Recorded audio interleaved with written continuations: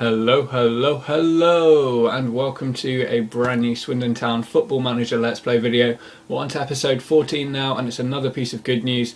Now today I'm going to be talking tactics. I am going to be creating a new tactic to try out in the league and to try out in the Johnson's Paint Trophy.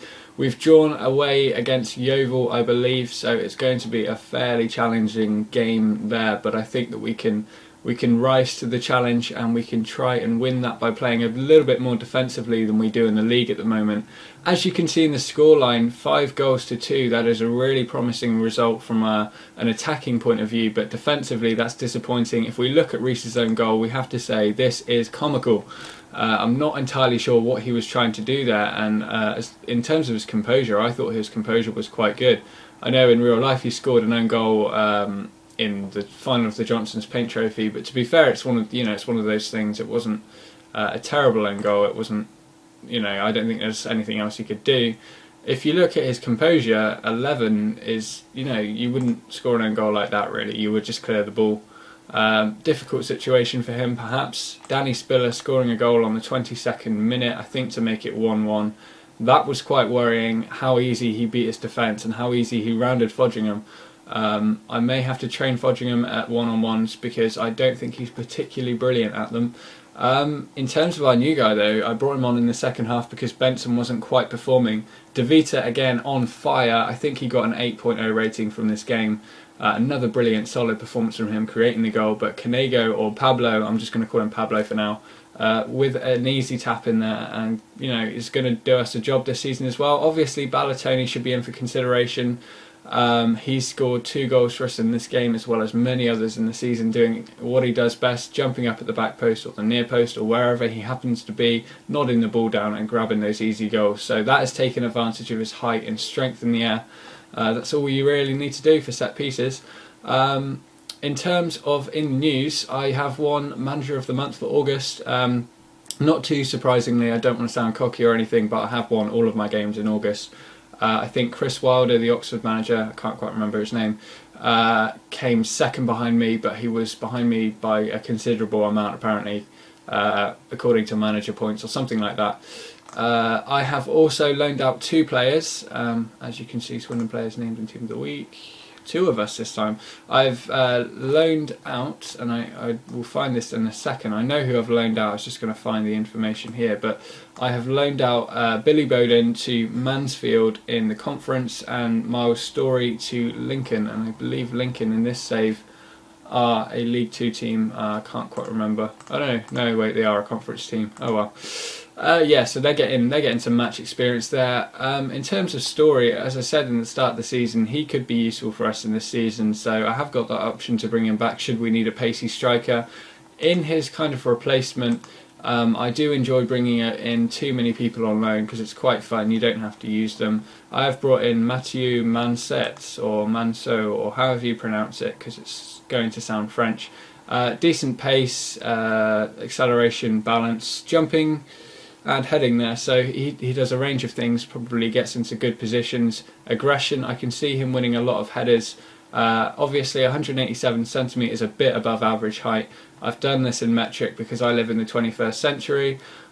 So we're going to move on to our tactics, and we are going to be looking at a new formation. Now this formation is going to take advantage of us having Risa in centre back, having a bit more influence in the match. It's going to be a defensive formation, as I think I said before. We're going to be playing Yeovil in the Cup, in the Johnson's Paint Trophy away, so we need to be a bit more defensive for that.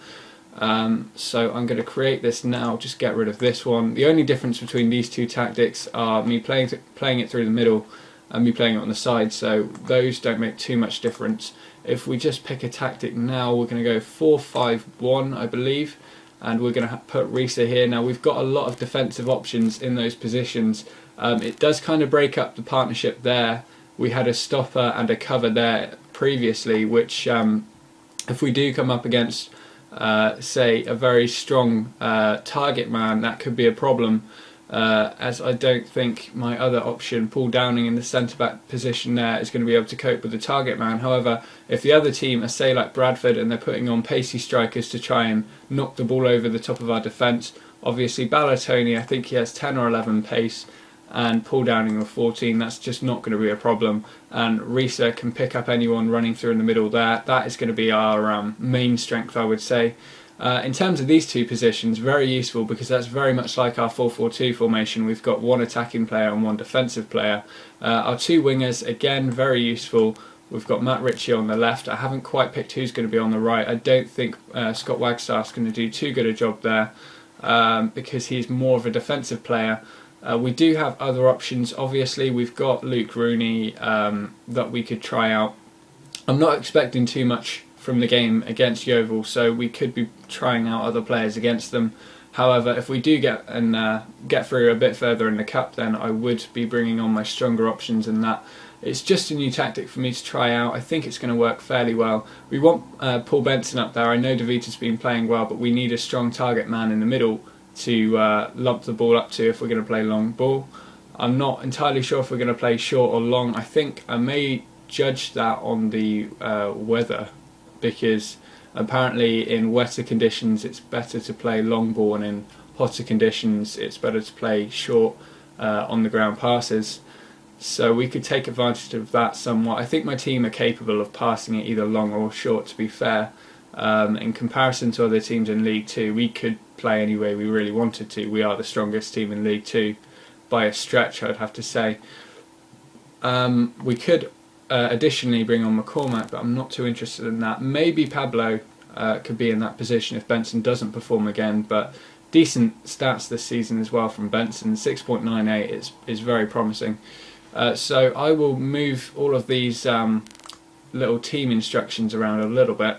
Philosophy, I handed fluid. Yeah, we normally have fluid. Strategy, we're going to counter with this, so actually may have a slower tempo and counter attack occasionally. A lot of time wasting, I think, would help us out. That's surprising. I thought we'd play wider than that, but I suppose we only have those two wide options. That's what I enjoy about 4-4-2 actually. It gives you so many, you can make so many alterations to it, and it's basically the same. You can choose to play the ball down the wings, through the middle, wherever you please. It's always going to work, so that is why 4-4-2 is so successful for me. Passing style, I'm going to put it automatically on more direct. I think Benson can handle the long balls, and I would like to see Ritchie and Wagstaff whipping them into Benson if they can. Closing down, I don't want to say stand off more, because if we're playing against technically better players, then it's going to give them more space to do their thing. So I'm going to leave that on default, because I don't think they're going to be chasing around players either. They're just not going to have the strength. Tackling, again, leave that on default. Marking, could never do zonal marking. I hate zonal marking. Man marking I prefer, but for some reason that doesn't work. You want to go on default because it leaves your wing backs or your full backs, whatever position they're in, they will be on zonal marking, whereas your centre backs will be on man marking, so it's a little bit more organised. Crossing, I'm going to float them, I think. I'm not too sure. Benson's height, not particularly impressive, a little bit over average I'd say, but I'm going to float those and see what happens. Roaming, they're going to stick to their position, and I've already done the specific instructions, so I'll look at player instructions later on. But that's what we've got right now. Our next game is going to be against Rotherham, so I may be looking to bring that video out today. I don't know if I'm going to do 2 videos today. Also, if you could comment in the comments section if you want me to do 2 games in 1 video, because I feel I'm talking a lot about a single game and it may not be that particularly exciting. I do want to concentrate more on the matches than say some other Let's Plays do, because I find that a lot of Let's Plays lack in explaining how they've managed that. I know that they always show, you know, the big transfer signings and things like that, but when you just see results and the times when players have scored, you don't know how they've scored. Additionally, actually, I found this. Now I'm going to have to go forward a bit. I'm going to have to use my scout report, so I'm going to have to continue a few times. I don't know how laggy this is going to be. Just going to have some more water. 6 matches, 1 in a row. That is impressive, and I'm worried about us becoming complacent and then losing 1 match, and then it all just goes to, it all falls apart, and we don't want that. But hopefully we're going to have our scout report here. I'll show you this one thing extra that I've learnt from Guide to Football Manager. Ooh, yeah, so we've got a scouting update. Not particularly interested in that at the moment. If we go into their team report, you can see the positions that the players are strongest in. Now, these star ratings are star ratings that talk about the strength within the Rotherham team. So if you were to face Man United and you got a scout report, Rooney would be 4 or 5 stars. But, you know, they wouldn't all be 5 stars because they're not in comparison to your players. So that's really useful. You can see where the kind of weaker options are. So if we look at this, for example, we can see that their right midfield options are stronger than their left midfield options. Actually, that's the same player, so that's quite interesting. But what I was going to look at actually was the goal analysis. I didn't realise how useful this was until I tried it out with Cambridge in my other play. It's not really a let's play because I'm not showing you guys. But if you look at this goal analysis here, you'll see that the majority of the goals have been conceded from crosses. Now that's really interesting information. If we go into the team comparison and then look at their defence, you should see that their jumping and heading is quite poor, even though it's actually not, it's quite strong. But nonetheless, that's what we're going to focus on in the next match. We're going to be playing the ball down the wings and trying to focus crossing the ball into a strong player in the middle. That's what I'm going to go off for now. As well as that, if you look at the 5 goals assists from their own half, that also says that a lot of people play long balls over the top of Rotherham's defence, so that's interesting information. In terms of the goals that have been scored from, say, through balls in this area just outside the box or within the box, it's fairly low, so going through the middle probably wouldn't be an option. The goals that they've scored have generally come across from all over the pitch. More from wide positions, so I may have to ask Caddis and whoever I play at left back to be a little bit more defensive. 3 goals in the middle is quite a considerable amount, to be honest, so we may have to... okay, yeah, one more bit of information I'm going to spam you guys with. We're up to 11 minutes, so I can do this video. I'm not going to try and split it up into 2 parts like I did last time. If we go into the team comparison and we go into the attack, we can see what kind of attack they like to use. So not particularly strong attack, I have to say there. If you look at their pace, that's a fairly decent pace. I mean, ours is higher, but ours is quite strong as well. I am going to say that they would probably line up with a fast striker. It may be both, to be fair. Someone strong and someone fast. Yeah, no, that is the case. So we've got Lewis Grabban there, who's a very pacey player and who's going to try and run around my defence. And in addition to that, Revel, who's very technically gifted, I believe, who can also head the ball and also has great jumping and great strength. So it's going to be difficult trying to sort out my defence to cover for both of them. When you're playing a stronger striker where they're lumping the ball up to them, you want to play a high defensive line, but if you're facing a striker that can get past your defence with speed, then you obviously can't do that. Had Rotherham's both strikers been like Alex Revel in their physical stats, then I'd be playing a high defensive line. However, I'm in a bit of trouble here, so I'm going to have to organise for that. What I think I'm going to do is I'm going to play a defensive line quite deep to cover for the other player, but then I'm going to put a load of pressure on Revel himself, so that may help out in the next match. We're going to have to see. It is a bit of an experiment, but I do want to shift things around during the season because I can't stay the same. No team can. If they don't change their tactics, then they're eventually going to start losing matches, and that's really not what you want.